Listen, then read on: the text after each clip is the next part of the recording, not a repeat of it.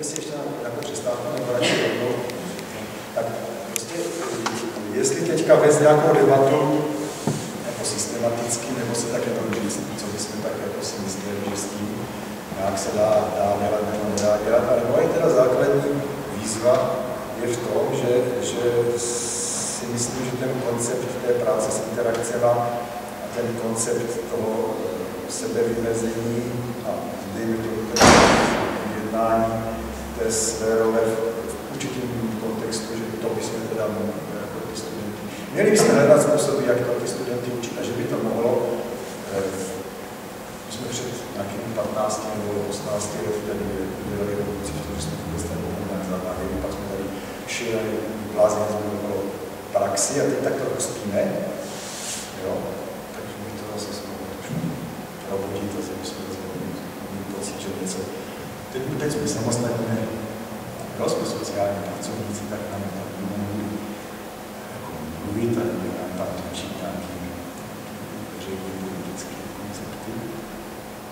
Což jsou mluvit užitečné, ale teď prostě jsme na vlastním parketu a můžeme teda se pokusit identitu nějak tady potvrdit.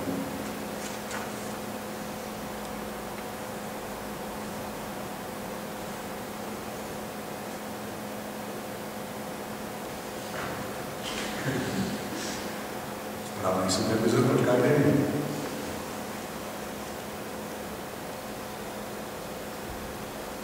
Co je na to?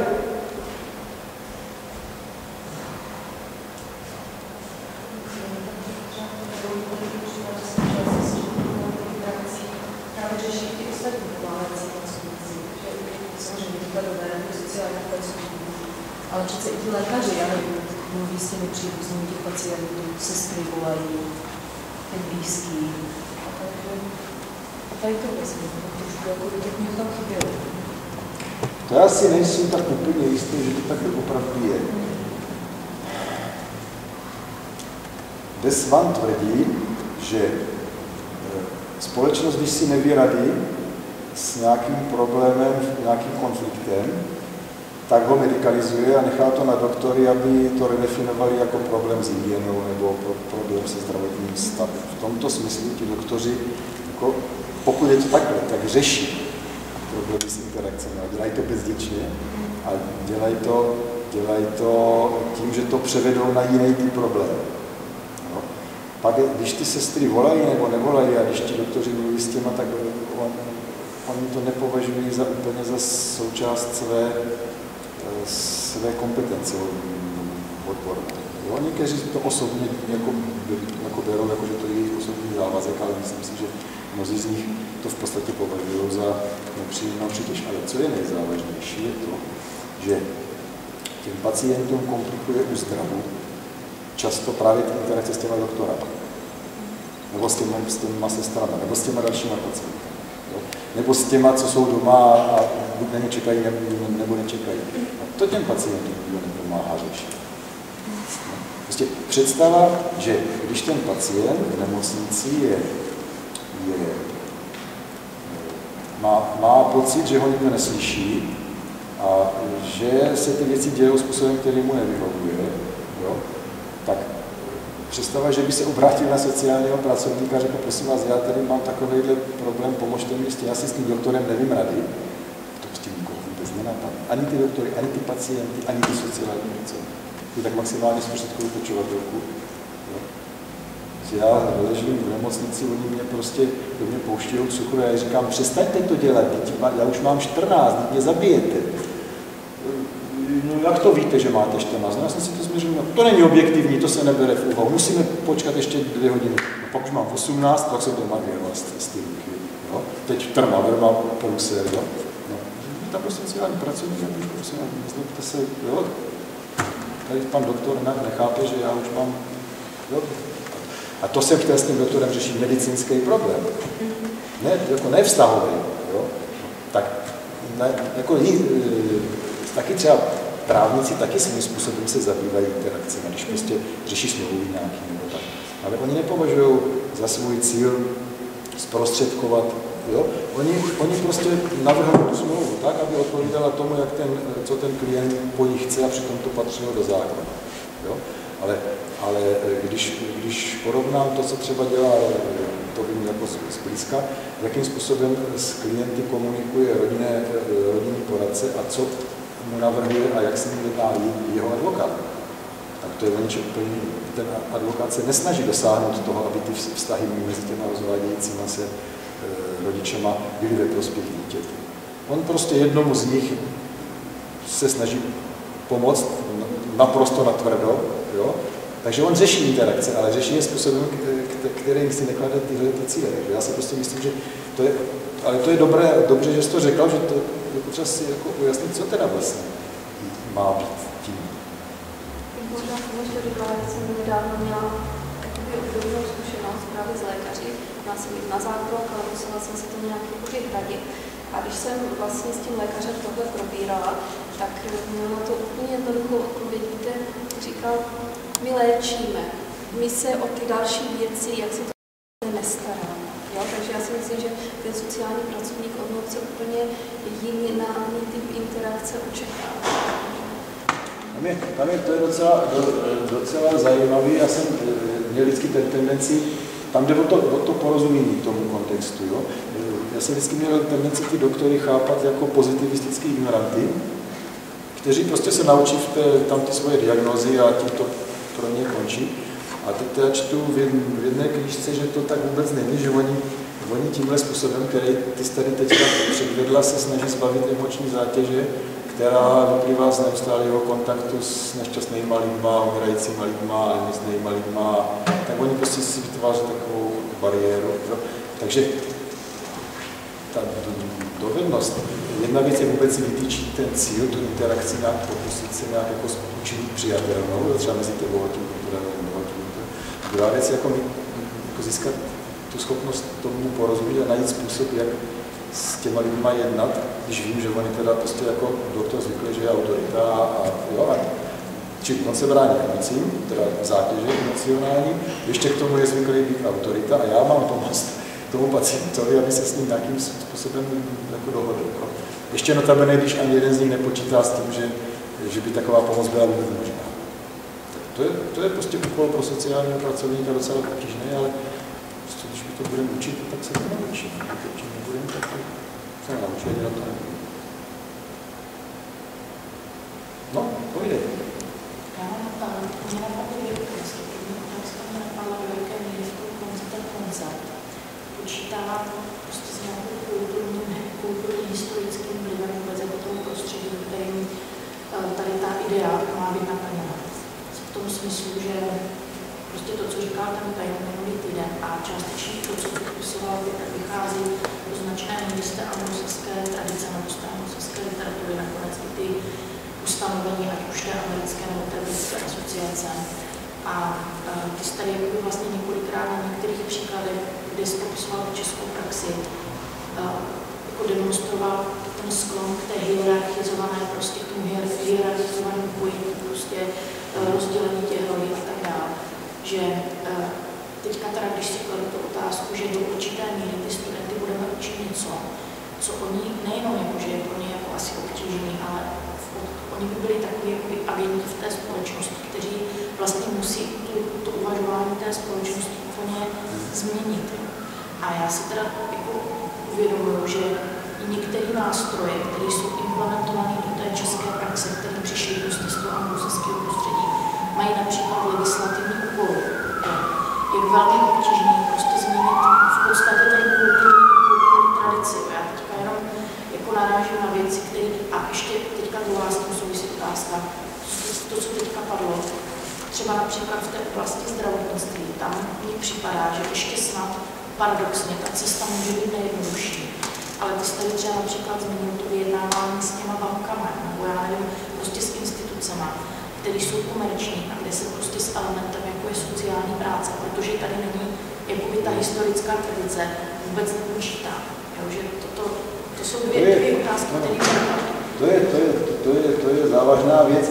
Ono to souvisí, jako, to je velmi důležité. To souvisí s tím, co jsem tady vlastně neřekl nahlas, že ty dneska existující pomáhající obory, kteří jsou dobře zavedeny, tak se ustavili v tom moderním kontextu. No. To je problém toho pokusu ustavit ten obor v tom postmoderním kontextu. No. Což je jako jedna stránka té věci. A druhá stránka s tím souvisí to, že ten vývoj prostě u nás byl prostě normálně přerušen. A do nějakého 49. to vypadalo, že ten vývoj bude velmi analogicky jako v Americe, jako v Británii a prostě nikdo se ničemu nedivil. Já vždycky používám ten příklad té inženýrky Novotné, která líčí, jak když chtěla zaměstnat tu dívku s tím handicapem, tak prostě šla za tím ředitelem banky a on se s ní bavil, jako ze sociální pracovnicí. Všem ona tehdy, nějakým 48. roce, měla titul inženýr. Což dneska, když má někdo titul inženýr, se s ním nikdo nebaví. Když má někdo titul profesor, tak se s ním nikdo nebaví. Takže ty nástroje, jak ten status, jak si vymoct, jako vůbec to otevření té komunikace musí být jiný. Jo? To s tebou úplně souhlasím, ale já si myslím, že když si vymezíme, nebo když si řekneme, že určitý věci chceme těm lidem poskytovat a že máme hledat cesty, tak prostě v tom našem kontextu, jako tam, jak to říkají, pane Bože, dej, abych měnil to, co měnit nemohu a nepokoušel se měnit to, co měnit nemůžu. No to je trošku riskantní, abych si jako to, co nemůžu změnit, nevymyslel jako skoro všecko, jo? Ale na druhé straně samozřejmě, to je taky součást toho, jako říct si, co teda jako v dané chvíli jde v našem kontextu a o to třeba usilovat, ale to už je podle mě součást toho, jak si vymezit ten způsob posuzování těch situací, do kterých vstupujeme, jak si vymezit cíle té výuky, jo? Prostě jak si vůbec jako definovat ten specifický úkol, který si tam různě definují různě, ačkoliv má jednu společný základní rys, tak si ho prostě definovat pro náš kontext. Ten Paine by asi řekl, co pro náš kontext. Jako každý den znovu. Jo? To znamená v tom kontextu, ve kterém se pohybujeme. Obtížnější je to v tom, že takový ty jasný statusové znaky, které těm odborníkům otevíraly dveře před 150 lety, to znamená prostě ta vysoká škola, ta věda zatím, ta představa, že zatím nějaká odbornost, ten titul, ten diplom, který to symbolizoval, to už dneska nikoho nebo to je pryč. S tím musíme, že na jedné straně máme ty lidi vysokoškolsky vzdělávat a na druhé straně víme, že to může mít meritorní váhu, nebo že jim to může dát schopnosti a dovednosti, ale že jim to nemůže dát ten status, který by pomohl to prosazovat do praxe. S tím počítat nemůžeme, to máš naprosto ukáž.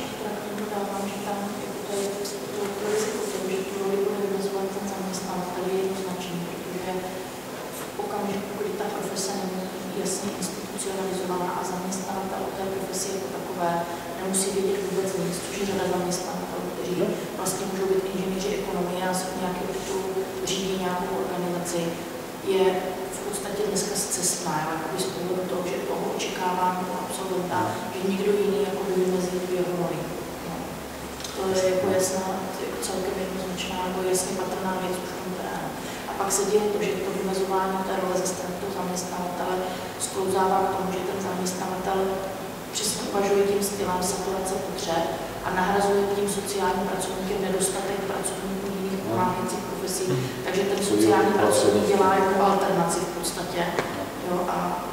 Víš co, já si myslím právě, že tady je zajímavý to, že já teda jsem přišel trochu víc do kontaktu s takovými, já tomu říkám síť, s těma, co se jako zabývají těma bezdomovcama. Tam je patrný, že tím prostě z nějakého důvodu takových 100 až 150 lidí z celé republiky má chuť dvakrát za rok se sejít. Jo? Nějak si zařídí, že dostanou na ten cesták, nebo tam přijedou za svoje a vezmou si na to volno, nebo dostanou volno, to já nevím. Jo? Ale mají důvod se tam prostě sejít a nějakým způsobem se o těch věcech bavit, někdy třeba trochu nejapně, ale někdy japně. Jo? A mně připadá být evidentní, že oni si tam kultivují představy, které jsou vůči těm představám zaměstnavatelů buď instrumentální, že prostě jak na ně, nebo jak na to, a nebo které jsou jako vědomě alternativní nebo dokonce opoziční. Jo? A nevím, nemám jako podrobnější znalost toho, jak s tím pak zachází v těch svých organizacích. Jo? Tady byla PMS, kdysi tam bylo sdružení, že jo, ještě než to vzniklo, tak tady bylo vlastně nevládní sdružení, které vypadalo strašně progresivně a sociálně, pracovně a jo, pak se ukázalo, že to byl jenom nástroj, aby jeden z nich se stal šéfem nového úřadu, jo, a pak to postupně začalo zacházet na úbytí. Tak já nevím, co ti... Promiň? Že bych chtěla uvést na prvou míru, že to sdružení pořád funguje. No vidíš, tak jako funguje v tom smyslu, že si tam někdo kultivuje nějaký jako odborně teda pro ty klienty smysluplný koncepty pomoci, nebo to funguje jako hlásná trouba toho? To si myslím, že teďka celkem jako nezávisle na probační službě, no. S tím, že realizuje projekty přímo ve věznicích a v tom terénu, který... Takže to přesně jak to říká. Že nacházejí cesty, jak si sformulovat nějaké svoje představy a jak to dělat mimo tu vlastní praxi, nebo souběžně s ní, nebo... Jo, to je přesně ono. A já si myslím, že právě tohle je způsob, prostě člověk, který v nějakém projektu nějakou dobu funguje, tak jako, i kdyby nechtěl, tak bezděčně získává nějaké dovednosti a nějaké představy a nějaké návody, jak se v určitých situacích chovat, jak s tím zaměstnavatelem zacházet. Jo? Když prostě někdo figuruje v projektu jako manažer, tak ten zaměstnavatel opak tak moc nemůže, protože on ví. Jo? Takže já si myslím, že se to, že ty organizace jsou pro lidi, kteří jsou motivovaní někomu opravdu pomáhat, jsem řekl tak škaredě, opravdu pomáhat, no, prostě kteří mají tu motivaci pomáhat, jo? Nemám rád tady ty floskule, takže se to nemůžu. Tak, že oni si v tomhletom prostoru jako nacházejí způsob, jak s jinými komunikovat a kontrolovat pravidla té komunikace, chápou ten prostor v tom zaměstnání jako prostor, kde úplně tu kontrolu nad těma pravidlama komunikace nemají. Na jedné straně trochu unikají, ale zase to tam vrací. Jo? Takže já si myslím, že to je prostě v tom současném kontextu je to jako spontánní cesta, jak ta kultivace těch oborových aplikací se prostě vyvíjí, bez toho, že by to někdo organizoval nějak jako centrálně, nebo já nevím jak, prostě ti lidi mají chuť, mají motivaci, čtou si něco, schází se, baví se o to, občas něco se pokusí udělat, občas o tom napíšou stát nebo dizertaci, jo, tak prostě. Takže já bych to viděl, že jsou to asi trochu paralelní světy, které se, možná, že to je námět k tomu, aby jsme ty studenty učili to nějak propojovat. Prostě, když mají ten svět, kde mají tu kontrolu nad tou diskuzí, tak jak to, co tam získají nebo vytvoří, jak to přenášet i tam, kde se to zdá být na první pohled těžko realizovat. Mně se zdá, že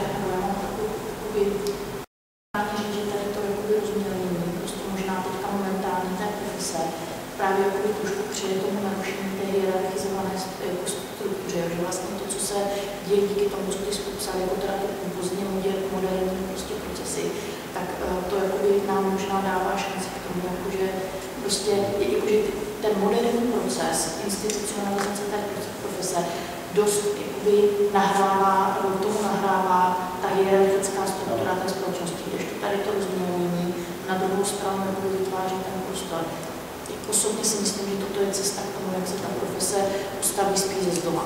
Že tady prostě vznikají nějaké světy sociální, které, nebo jak řekl, že my jako učitelé nemusíme počítat s tím, že ti absolventi přijdou výhradně do předem jasně strukturovaných a sociální práci nepřejících, nebo prostě ne nepřejících.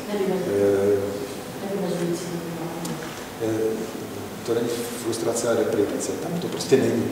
Jo? Tak prostě že přijdou, že prostě oni mají šanci ještě přicházet do jiných struktur, kde ty svoje identity sociálně pracovní, pokud je získají nebo mají, můžou nějakým způsobem kultivovat. Já to jako těm studentům říkám, jo, ale to je takový, že jim to řeknu, jo, tohle, co vám tady vykládám, jim říkám taky, ale teď je otázka, jako potřeba, aby se to do nich, já to teď řeknu, na to důlo prostě celý ty 3 roky, tam prostě, jo, aby si na to zvyklí a uměli si najít tu cestu a uměli to využít a tak dále. No, celá ta koncepce je poměrně hodně rozsáhlá. V podstatě diskutuješ na problému identity sociální práce až tady po ty vize pro vzdělavatele. Čili tam je vlastně strašně moc impulzů. Já mám třeba takové otazníky nad tím, do jaké míry bychom měli zaakceptovat ten biotádovský postmodernismus a výklad společnosti o tom, že ta realita je tak tekutá, jak tvrdí tady tyhle autoři.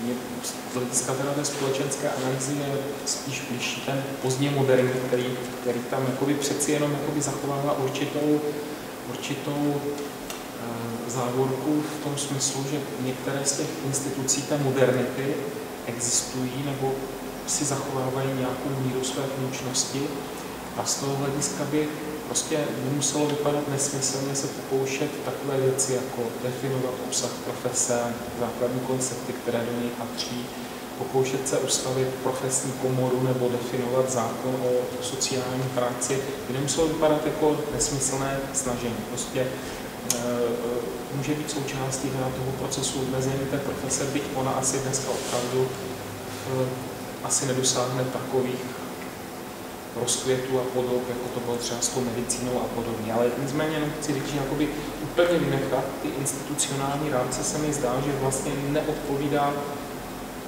té realitě, která kolem nás je. Prostě my jsme svět, společenský, sociální svět, který je rámovaný i těmi institucemi, byť možná mají tu váhu, sílu a identitu tak jasně vykrystalizovanou, jako to bylo, dejme tomu, v tom moderním světě. Čili první můj otázník je tady na tou společenskou definici toho statu.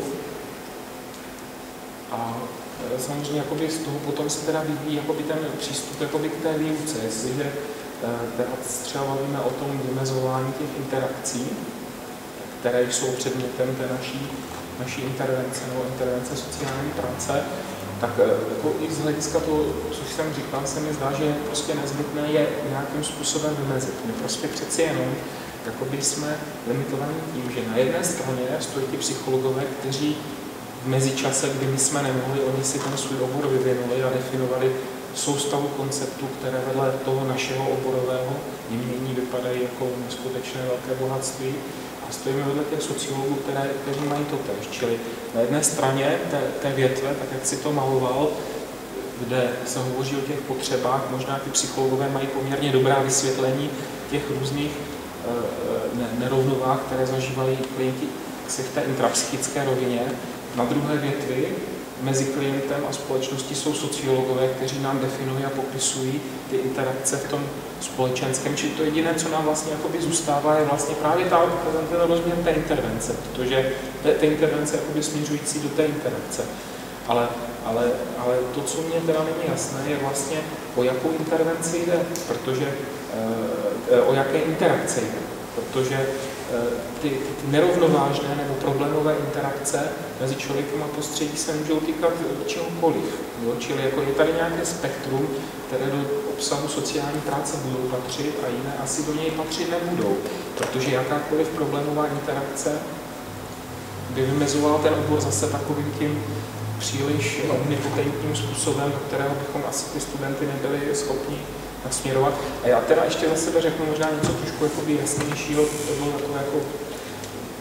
takové mě spustilo mnohé uvažování o sociální práci, ale já si myslím, že my prostě dlužíme těm našim studentům pokusy o jasná vymezení toho oboru, byť oni budou nuceni potom jednávat v té situaci možná konkrétní naplnění té nějaké základní oborové identity, ale my jim prostě dlužíme ty naše představy o tom, abychom je vymezovali tu rámcovou strukturu, že pokud je necháme vystudovat obor, o němž oni nebudou vědět, jaký je jeho obsah a rámcově se zaštítíme nějakým jenom symbolickým vymezením, tak myslím si, že děláme málo.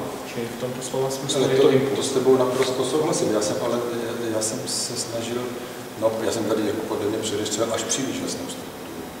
Třeba s tou identitou, jo, prostě.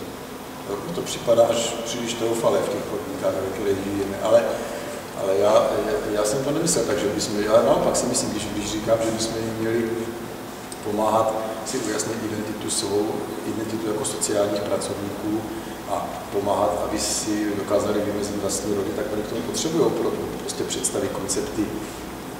To mně připadá úplně jasný, jako metodicky i meritorní.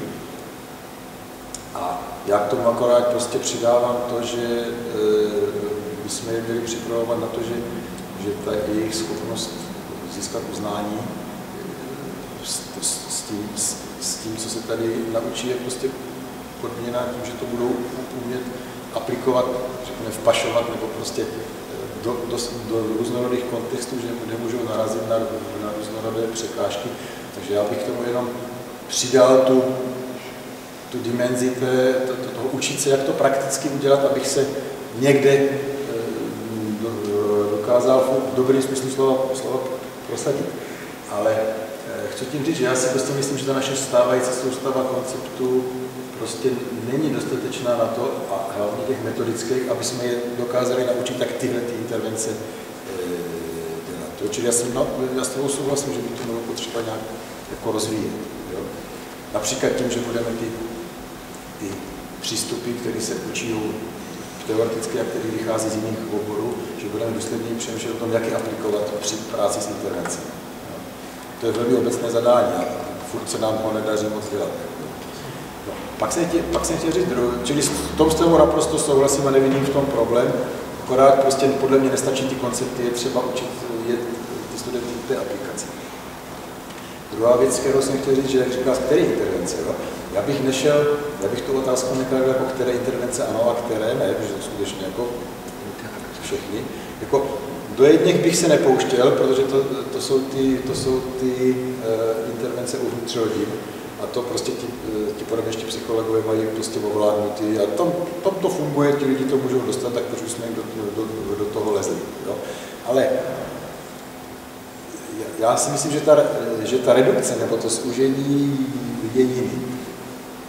Existuje jakási škála problémových interakcí. Těch je neuvěřitelně mnoho. Od makro, mikro prostě a tak dále. Některé z nich lidé zvládají. Prostě zkrátka mají s tím problém, ale mají nějaké vlastní strategie, nějaký vlastní potenciál, jak se s tím vypořádat. Někteří zvládají pomocí svých spontánních spojenců, rodiny, známých. Jo? Zvládají. No. Pak je určitá škála interakcí, které lidi třeba nezvládají, ale v té společnosti je prostě zakódováno, že to je normální něco nezvládat takový. Že prostě se to stává. Tím se nám ta škála zužuje, až nám zůstanou ty, kteří se týkají lidí, kteří strádají tím, že je nezvládají a neví si rady. A nikdo jim nepomůže. A to jsou ti, kterým by ti sociální pracovníci měli pomáhat. Čili to zúžení toho okruhu by podle mě nemělo jít tematicky, jako, jo, který intervence, ale by spíš mělo jít na principu najít to, s čím ti lidi potřebují pomoct, o čem nám nikdo nebude vyčítat, že vymýšlíme problémy tam, kde nejsou, protože prostě bude evidentní, že tam jsou lidi, kteří strádají tím, že nějaké vztahy, ve kterých jsou pro ně problematicky, obtížní, nefunkční, zatěžující. Jo? A to je to, co bychom měli dělat. Čili jako já si nemyslím, že bychom nutně těm hnutím měli les do zelí, ať si to dělají sami. Jo? A když se dostanou do konfliktu se soudama a nebudou si vědět rady, jak s těma soudama vyjednávat, no tak možná, že by jim sociální pracovníci mohli pomoct. Ano, tak teď má vlastně jako trošičku nadáváš takovým představit těch úzovkách těm negativním vymezením sociální práce. Jako v tom slova smyslu dělejme to, co nedělají ti ostatní. Jako Ne, to jsem neřekl. Já znovu říkám, prostě, já jsem ve svém životě řadu interakcí prostě měl potíž zvládnout, jo? No. Ale nakonec jsem je nějak zvládl. Já jsem prostě jako, asi možná protože si tak trošku cítím být sám sobě sociálním pracovníkem, tak jsem prostě toho sociálního pracovníka nepotřeboval. Ale u svého syna jsem viděl situace, kdy prostě byl potřeba jak sůl a nebyl. Byli tam pedagogové, kteří mu změřili IQ z hora, z dola, nebo jak se tomu říká, napsali mu zprávu, že má specifický výchovní postupy. Ti učitelé to prostě považovali za bezcenný. Tam by ten sociální pracovník byl potřebný, ale velmi silný. Jo? To ještě u nás byl potřeba mým, že bychom si to uměli trochu obejít, ale jsou rodiče, kteří to a to není podle mě negativní vymezení. Prostě teprve tam, kde skutečně lidi strádají a nevisí rady, tak tam je smysl, tam má smysl nějaká pomáhající profese. Proč bychom jako... Tomu já rozumím, taky s tím nemám jakoby problém, akorát z hlediska toho, toto je jakoby empirické nebo praktické vymezení, prostě intervenit je tam, kde je nějaká potřeba, kterou nesaturují jiní profesionálové nebo... Ne, prostě ty to pořád motáš ty jiní profesionály. Tam, kde lidi mají potřebu. Žádní jiní profesionálové s výjimkou malého ostrovku rodinných poradců u nás tento typ intervence prostě nedělají. No, však ale o tom mluvím. No, takže prostě nejsou tady tak, ale zase měli přijít. Ale říkáš, to znamená, že intervenujete tam, kde teda kde mají klienti nějaké problémy a nikdo jiný s nimi nedokázal pomoct. Čili chybí tam ta pozitivní deklarace toho, já mám učit studenty, aby oni věděli, že přesně tohle je jejich parketa. Prostě můžou být problém s tím, že já nevím, kam se mám obrátit, abych si nechal opravit nějaký starý televizní přijímač, který byl vyrobený v roce 1950. Prostě můžou být jakoby typy problémů, které prostě úplně jdou do různých rámců, čili jako, já si myslím, že jako, pokud bychom uvažovali tímto způsobem, tak prostě musíme vymezit ten typ, druh, charakter, nějakým způsobem specifikovat ty interakce, které jsou předmětem naší činnosti, protože jinak ponecháváme pořád to pole poměrně dosti široké. Je tam ten háček, ten háček v tom, že to, co říká ten Malcolm, tak on to spíš prezentuje tak, že v tom soudobém kontextu spíš je potřeba umět to najít, než mít dopředu jako seznam. Jo? Protože my nevíme, co se vynoří, jo? Takže, ale já si myslím, že v principu jako nejsme v nějaké kolizi. Ti studenti musí, aby to uměli, tak oni se musí naučit, nebo potřebují se naučit ujasnit si, co to ta interakce vlastně teda je. V čem to spočívá? V čem spočívá problémová? Na jaký problémové interakce můžou narazit, když budou pracovat s rodinami, jaký můžou narazit, když budou pracovat se seniorama, když budou pracovat s těma, co jsou odsouzení k alternativním trestům, s psychiatrickými pacientama, a já nevím, prostě s přežádnýma profesorama. Jo, to s tebou souhlasím, ale já si pořád myslím, že ta klíčová dovednost nebo ten klíčový předpoklad není ve znalosti seznamu, ale v dovednosti to nacházet.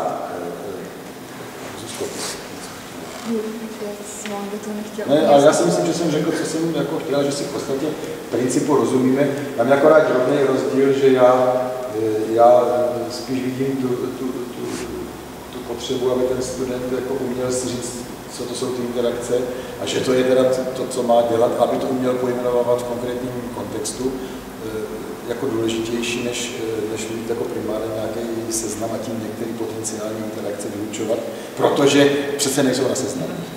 Já se omlouvám ještě, že do toho vstupu, ale mně nejde o seznam, jde spíš právě o vymezení, možná to konceptuální vymezení, jo. Ale to je jakoby na širší teda debatu o tom, jestli je to teda jakoby možné, jestli s tomu jsme jakoby schopni. No, pravda. Mě napadla taková otázka, možná pánu banální, ale jestli třeba součástí jakoby dělčí součástí vzdělávání sociálních pracovníků by neměly být i jakoby možnost získat nějaké jakoby soft skills, takové ty vyjednávání, motivační třeba pohovory, komunikační, prezentační dovednosti, práce s médií a tak dále, které myslím, že jednak jsou potřebné k tomu prosazení a druhá to je něco, co může jako jakoby si myslím i zvýšit ten status, že to je jakoby společný prostředek, který jakoby ostatní lidé prostě na různých pozicích jakoby mají, disponují s ním. Prostě je to stejný jakoby jazyk nebo kompetence, dovednosti. A tak to mě přišlo jako jedna poznámka, nebo ještě i mediace, teda jakoby opravdu konkrétní dovednosti zaměřené na tu interakci.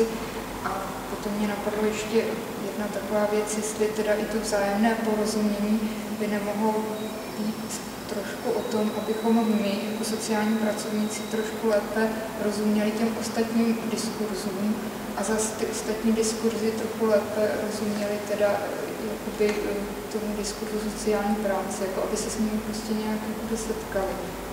Tak ne prakticky.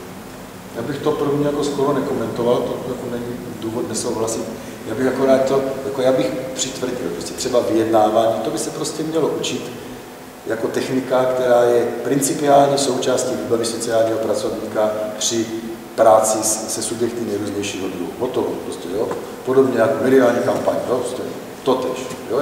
Já bych to tam prostě zařadil jako normální prostě součást výuky a specificky, jak to používat v sociální práci. Ale jinak s tím naprosto souhlasím. Ono třeba poradenské centrum dělalo takové školní kurzy a pokud je to kvalitní, tak si myslím, že člověk už si to pak dokáže aplikovat různě. Já bych se přimlouval za to, že v té škole se ta aplikace ještě jako probírala, jo? Ale souhlasím. Ale jakoby, že třeba teď jsem viděla, že ta nabídka prostě jakoby není, že by si člověk mohl to doplňovat třeba z tohohle stroje, nevím, jak to bude do budoucna. No a to druhý, to je jako obtížný na jedné straně ten roman s těma frekvencema, jo, že prostě každý ten diskurs je naladěný na jinou frekvenci a když přeradíš, tak se přeradíš jinam, ale ty frekvence se nemůžou potkat. Jo. Tak on popisuje teda tu soudobou společnost už třeba před 20 let. Ale na druhé straně já si myslím, že právě ty sítě zaměřené na problém a na pomoc lidem, kteří mají určitý problém, že to je prostředí, kde je ještě další frekvence, na které se ti lidi můžou sejít. Čili já si myslím, že to je to, co ten moderní konstrukt těch oborů s tím nepočítá. Jo? Tam se prostě sice hlásá, že se má spolupracovat, ale v podstatě uvnitř těch oborů se neustále kultivují specifické diskurzy, které si vzájemně jako nedokážou vůbec rozumět. Jo? Už to, že my jsme se jako nedokázali na katedře domluvit s těma, co uvažují těma konceptama veřejné politiky, to prostě nešlo. Jo? To spojit nešlo. Jo? Ale v tom, jak jako nedává, pak vidím, že ten postmoderní prostor s těma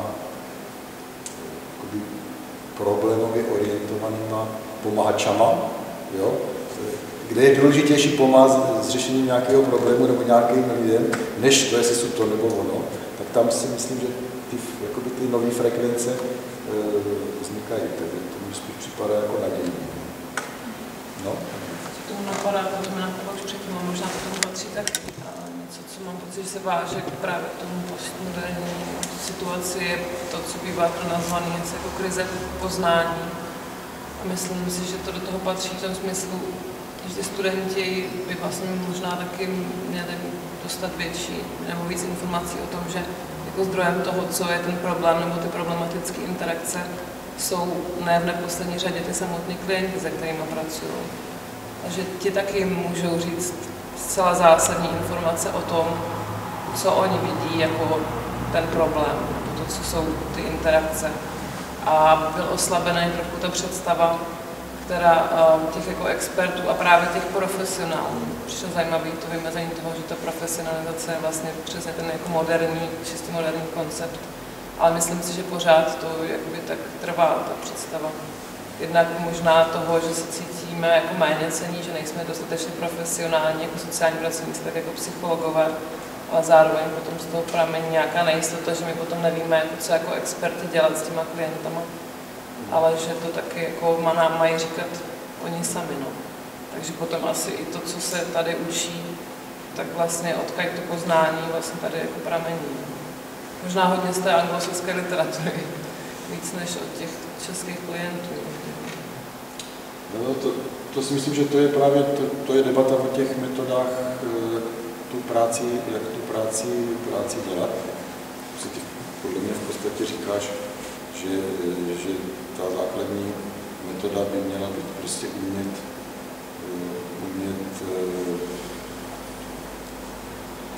ty lidi vtáhnout do toho procesu, toho řešení, nebo pomoct jim, aby se na něm účastnili, když to nedělají, nebo když mají nějaký zábrán. No, a to si myslím, že jako některé ty koncepty metodické jako tady prostě jsou takové, jako, akorát, že nevím, jestli to ty studenty dost důsledně učíme, jestli to umíme dělat, jako, jo, to si nejsou jistý. Ale rozhodně to je jako myšlenka. To je takový právě v nějakým jako úplným jako postoji toho, že jako sociální pracovník nepřicházím jako expert do té praxe a nemám jako řešit ty problémy těch klientů, což mám pocit, že na nějaké jako teoretické úrovni jako je tady obsažený, ale no já vím, že tak já jako, pokud mám pomáhat, tak něco pro ně musím dělat. Jo. Otázka, jak se to pohybe. Já bych si rád jenom zeptal, tato přednáška vlastně nebyla, mě to a i z té diskuze by tady trochu vyplynulo, že ta, o čemu říkáš, institucionalizace je do značné míry legitimizace z toho ustavení se musí být legitimní nebo legitimováno. A tam mě napadá, jestli tam není velký problém v tom, že je těžký legitimně ustavit obor, který je v situaci, kdy to, co považuje za ty problémy, které by měl řešit, ta společnost vytrvale delegitimizuje. To, co, abych to vysvětlil, že vlastně celá řada problémů, které před 10-15 lety bez problémů dostali nálepku sociální problém, dneska stále častěji dostávají nálepku individuální. Problém, který člověk musí vyřešit sám o sobě a ať od nikoho nic nečekají. A ty jsi to tam moc nereflektoval, tuhletu věc v té své přednášce, jestli tohle to vnímáš jako problém. Já teďka mám na stole knížku, která se jmenuje Personalizace. Ten pojem má označovat přesně to, o čem ty mluvíš. V dějinách sociální práce je popsaný jako v období, kdy byl silný spor. Jedni říkali těm druhým, vy to psychologizujete a ty sociální problémy vlastně přenášíte do roviny individuálních patologií. Jo? To se objevuje znova v trochu jiné podobě.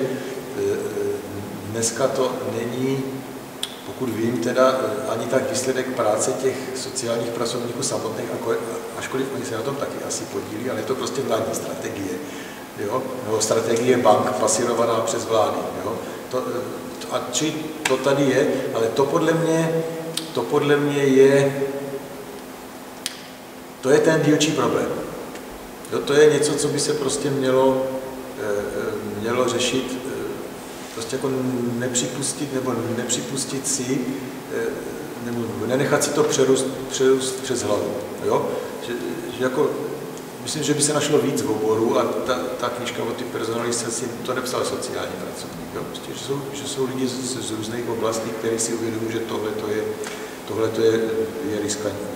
Ale mně to spíš připadá jako dílčí trend, jeden z mnoha dílčích trendů, se kterým je potřeba nějak vyjednávat v tom kontextu, který tady je, ale rozhodně problém to je, nebo jako riziko, nebo nějaká obtížná možná překážka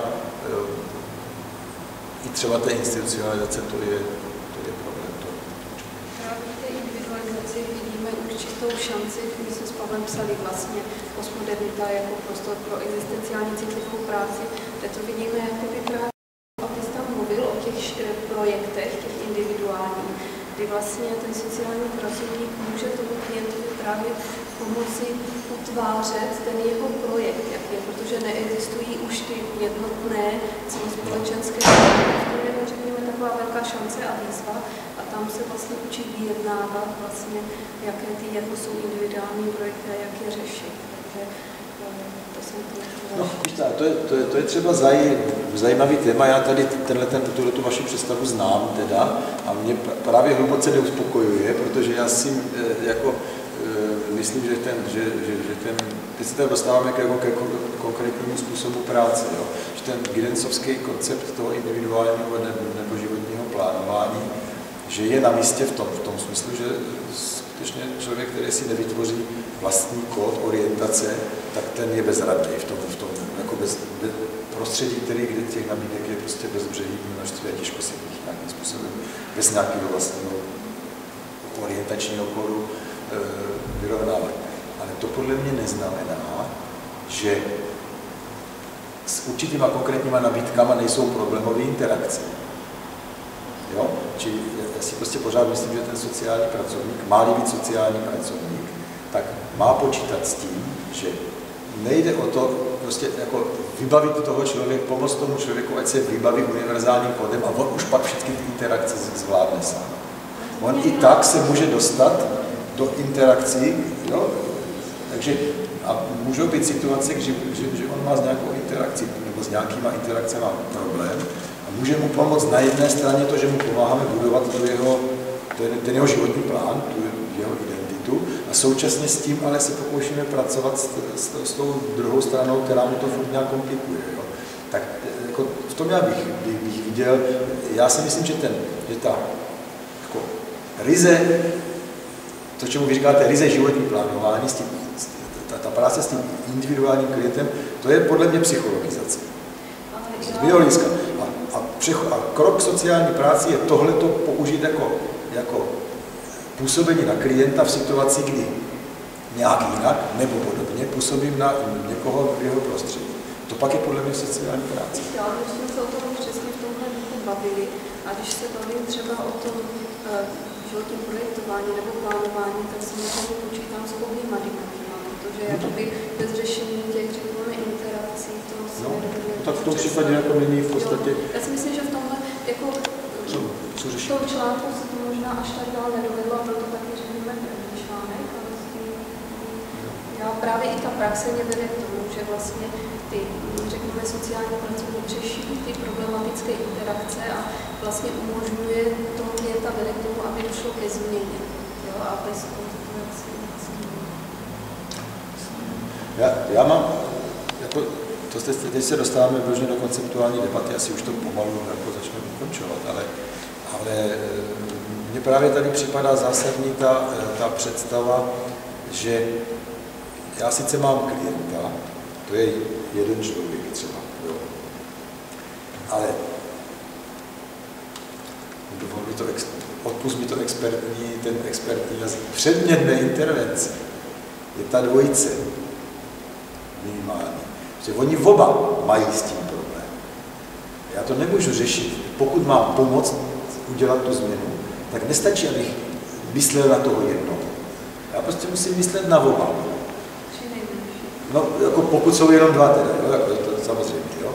A to je podle mě ten konceptuální, jako podle mě i hodnotový předpoklad. To mimochodem souvisí, ještě to je další debata, to tady už tady není Zdeňka, jo. Zatím je ta představa, jako, že lidi jsou si všichni rovní, jako v tom, myslím v tom etickém, nemyslím v tom sociálně strukturním smyslu, ale že jsou prostě důstojné bytosti, které, když mají oba problém, tak oba si zasluhují stejnou pozornost a to má tam tohleto hodnotový zázemí a myslím si, že kdyby jsme touhletou představou nebyli syceni, tak bychom k té představě té práce s interakcemi vlastně nikdy nemohli ani dojít. Jo? A já trošku považuji tu orientaci na tu práci s tím jedincem z tohoto hlediska, to je prostě jiný, nejenom jako technický, ale i etický kód je to jiný. No. Tam prostě nejde o to, že jsme všichni, když to teda jako přeženu, jo? Nejde o to, že jsme všichni si před Bohem rovní, ale jde o to, že je potřeba jedincům pomáhat k tomu Bohu. To je úplně jiný etický pojetí. A já prostě mě teda blíží to, možná proto jsou tak vysazené, že v těch knížkách o těch interakcích jako čtu, že to mám ty radary, protože pro mě je důležitější tady ten etický koncept. Já to neřekl proto, abych nějak jako moralizováním zpochybňoval to je stanovisko, jo? Ale spíš jako, že to chce i tuhle debatu, jako, jo? Že prostě tak co teda vlastně je tím hodnotovým východiskem pro to, aby jsme, proč teda vlastně máme řešit ty akce? Proč nemáme jako pomáhat prostě jedincům zvládat jejich osobní definice? Já si myslím, že my nejsme v rozporu, že mám pocit, že mě občas až vnucuje, že se zaměřuje na práci s jedincem, ale pro mě je vždycky to důležité vycházím, žádný člověk není ostrov a prostě on je součástí, řekněme, nějakého celku. Takže když řeším problém toho jedince, tak prostě musím zahrnout ten celek, aby je interakce bez toho prostě nekryla. A to je můj přístup k věci. Ještě úplně z jiné stránky. Vy jste tam mluvil o tom diskurzu těch potřeb. To je jedna z těch věcí, kterou bych taky úplně z těch našich úvah o sociální práci nevytěsňoval. To z toho důvodu, že přece jenom je to diskurs, kterému, nebo způsob uvažování, kterému rozumí ta společnost kolem nás. My jsme jakoby profese, která možná neúplně čitelně umí říct, jaké potřeby té společnosti, nemyslím jednotlivců, ale té společnosti řeší.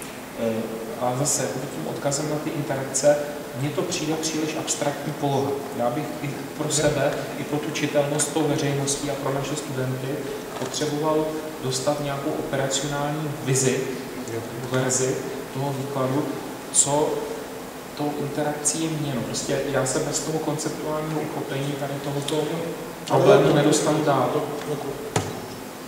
To si myslím, že bychom prostě museli jako si tomu dělat jasno a nějak to pojmenovat.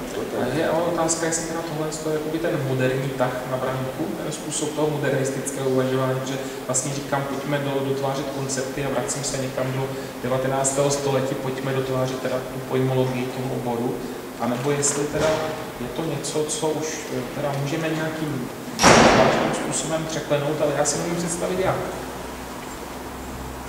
Dovolíte mi poslední.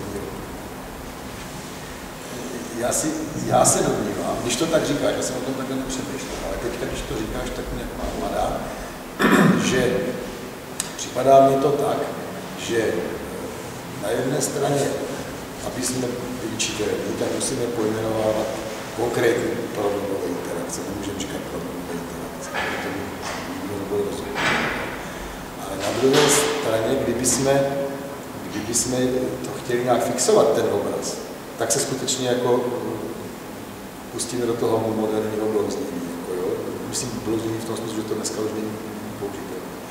Ale já si právě myslím, že v podstatě nám nezbývá nic jiného, než u každého vynořujícího se problému, prostě cokoliv se ve veřejném diskurzu objeví, tak říkat, no to by sociální pracovníci tady by mohli, tady jsou takovéhle interakce, v tom jsou problémy, tady tihle mají s těmahle kolizí, v tom se nemůžou dohodnout a to by jako sociální pracovníci mohli dělat. Čili jako být furt naštelovaní a učit ty studenty být furt naštelovaní, aby prostě v té nemocnici, v té probační, nebo já nevím, kde zrovna jsou, jo? Aby říkali, a tady víte, tady se nám vynožuje takováhle věc a s tím by se něco mělo dělat, protože když to necháme, tak z toho budeme mít tady nový šulchovský výběr. A taky musí nějaký větší jako já to teda ještě, ten Lyotard, úplně ta jeho první známá studie byla o vysokém školství. A on tam říká, soudobá vysoká škola, to je něco úplně jiného, než to, co to bylo dřív. Dneska ten profesor, to nemůže být ten, co to všecko zná. Protože ti studenti můžou kdykoliv na tom internetu si to všecko najít mnohem víc, než on stihne za večer toho najít, tak oni si toho najít 8krát tolik. Informace oni mají. On je musí učit, jak s těma informacemi pracovat a jak je interpretovat. A to je to vzdělání. Jo? A o tom se tady přesně bavíme. Prostě umět mít ten kód, mít to pojmosloví, mít ty kadla, když to řeknu takovým jako metaforickým vyjádřením, prostě neustále to odhalovat a neustále to pojmenovávat. A případně do toho teda vstupovat, pokud nás k tomu někdo vyzve, protože to je jako nevyžádané radio, jako lépe to, že? Ale jako já myslím, pokud se objeví klient, jo, tak prostě, no, jo, dobře. Tohle to je teďka tady nová dimenze, zatím jsme s ním nepracovali, nebo jsme s ním pracovali kdysi před lety v takové podobě. A nic jiného nám asi nezbývá, protože prostě tady jako není. Jako říct, a my teď vyřešíme problém s hygienou, jo? Nic takového prostě, jo? Za 14 dní nebude nikoho zajímat. Kromě těch, co jsou v tom srabu, který se v tom plácají, jo? Tak ty to samozřejmě zajímat bude pořád. Pokud mezi tím se... Tak takhle. Takže já si myslím, jako víc jako vytvářet ty... Prostě jako metaforicky řečeno teda nestat se encyklopedií, ale radarem. Prostě pěstovat roli toho radaru, který to najde a zacílí. Ale my jsme potom museli jít na takové emoční inteligence, reflexivita. Já jsem právě na potěšit kolegyní ohledně těch soft skills. Tak mi tohle hodně došli k tomu, že jsme zorganizovali, dohodali jsme lektora, který by udělal pro naše učitele právě kurz pro prezentační dovednosti a argumentační vyjednávání, aby se to mohli potom pěstovat i v těch studentech, protože právě na základě nějaké platformy, kterou máme s pracovištěm a praxi, tak vznikl právě tenhle požadavek na to, že studentům nebo absolventům a vůbec sociálním pracovníkům chybí umění se prezentovat, prosazovat a tak dále. Takže my teďka máme takový experiment naplánovaný na konec května, ale bylo teda hodně těžké najít lektora, který by, protože samozřejmě je milion komerčních kurzů na prezentační dovednosti, argumentační, ale člověk, který by trošičku byl v kontaktu se sociální prací, s tou problematikou a jakoby... Že bych s Pavlem přitomný toho, když jsme byli žádání, aby jsme toho lektora doporučili, takže, ale zajímavé, že teda jsme nacházeli na Slovensku. Ten Vlado budete používat? No, zatím je to ještě v fázi vyjednávání, takže máme nějaký adepty, jste v dobré době. A já jsem byl, to byla pro mě krásná chvíle, jo, protože prostě ten Martin tam včetl tady tuhletu a ptál se nás na to a já jsem říkal, to je Daniela, to je moje studentka, ta je zatím, prostě prostě ty obrázky jsem už viděl, jak tam zůstalo. Uvidíme, jaký to bude mít výsledek. Se nám podaří vůbec identifikovat, jaký typ soft skills a vlastně jaký typ, jak s tou problematikou vůbec pracovat, jak ji uchopit v tom, aby jsme studenty učili. Já furt nevím, jestli to musí říkat soft skills, prostě vyjednávání to je normálně hard skills, prostě to je prostě nástroj jako někdy velmi nekompromisní, jo, to není jako že... No v té realitě je to nekompromisní, protože tam, když přijde ten student, tak se na něho všichni jakoby vrhnou a nic neumíš a podobně, takže on musí prokázat, že ví, co chce v první řadě a dokázat si to obhájit i těm ženám nebo mužům, kteří jsou tam 10-20 let a všechno ví, takže to je jako... Já jsem sama zažila několik takových a musím říct, že jsem potom, až to skončilo, vždycky v kanceláři brečela. Jo. Jako ne při těch událostech, ale to jsou tvrdé věci. Prosím vás, tak, jako chceš ještě něco? Ještě jako úplně krátkou poznámku. Nemám pocit, že by úplně ta praxe jako se nesnažila reagovat na ty potřeby té sociální práce v tom postmoderním kontextu. Mám pocit, že jenom tak, jakoby, co se kolem toho mého oboru točí, tak jsou to různé právě ty sítě, se vytvářejí se nějaké interdisciplinární týmy, které na sebe nabalují ty jednotlivé odborníky, kteří jsou zacíleni na ten daný problém nebo na toho daného klienta s tím konkrétním problémem. Takže já mám jakoby, teďka se rozjíždí velký projekt v rámci třeba podaných rukou case management, což je zase něco podobného. Takže mně přijde, že jakoby, i ze zdola, i z té praxe ta potřeba se začíná jakoby uplatňovat, začínají se vytvářet. Ty skupiny, ty sítě začínají prostě realizovat jakoby tu sociální práci v tom postmoderním kontextu, jak jsem dneska hovořil, že je to takto potřeba, že já si myslím, že je to prostě na dobré cestě, je potřeba to tlačit z těch dvou stran nějak jako intenzivnějc. A ty první kručky se začínají prostě objevovat. Optimističtější, to jsme mohli na závěr. Teď už jenom optimistické by bylo, kdyby jsme za 10 let mohli konstatovat, že jsme se naučili ty studenty na tohleto je naučit, aby do toho uměli vstoupit tak, aby tam to poznání. Že i to, že oni odsaď, nebo v rámci toho studia třeba půjdou na ty stážové pozice, půjdou někam na praxi, tak už tento způsob práce je něco, s čím se třeba dneska už můžou potkat. Takže potom zase jakoby zpětně se s tím vrátí do té výuky, do té školy a mají tu zkušenost zažitou nějakým způsobem. Což by se nám taky mohlo stát, že by nám řekli, že jsme z toho zaplice. Hele, dívejte se, tak my to teda nějak, jako, já mám pocit, že tady zazněla spousta námětů, tak my se to pokusíme nějak zpracovat, nevím, jak nám to půjde rychle, ale pokusíme se prostě ty náměty z toho záznamu, který zaplať pánbu teda máme, nějak vytahat a hodíme to v plen. To se ještě domluvíme komu všemu, ale minimálně teda na katedře a pokusíme se nad tím pak zase udělat nějakou další debatu, která by už mohla trošku být cílenější k nějakým představám, co kde. Samozřejmě, jako když ty náměty dostanou jednotliví lidi, tak si je můžou použít dle vlastního uvážení, jo, to každý dělá sám od sebe, ale já se budu snažit jako tlačit, aby jsme uměli vyjednávat, aby jsme na té katedře jako se o těch věcech bavili a nějak to k těm studentům, aby se to dostalo v té podobě, že si sformulujeme nějaké koncepty, které jsme třeba dosud používali, nebo které jsme zanedbávali a nabízeli. Určitě být radarem. To je zajímavé, jak já nemám rád ty technické věci, jo, ale mě nenapadla jiná analogie, jo, než prostě jako ten radar, který prostě Van der Laan vždycky říká I have the lamp.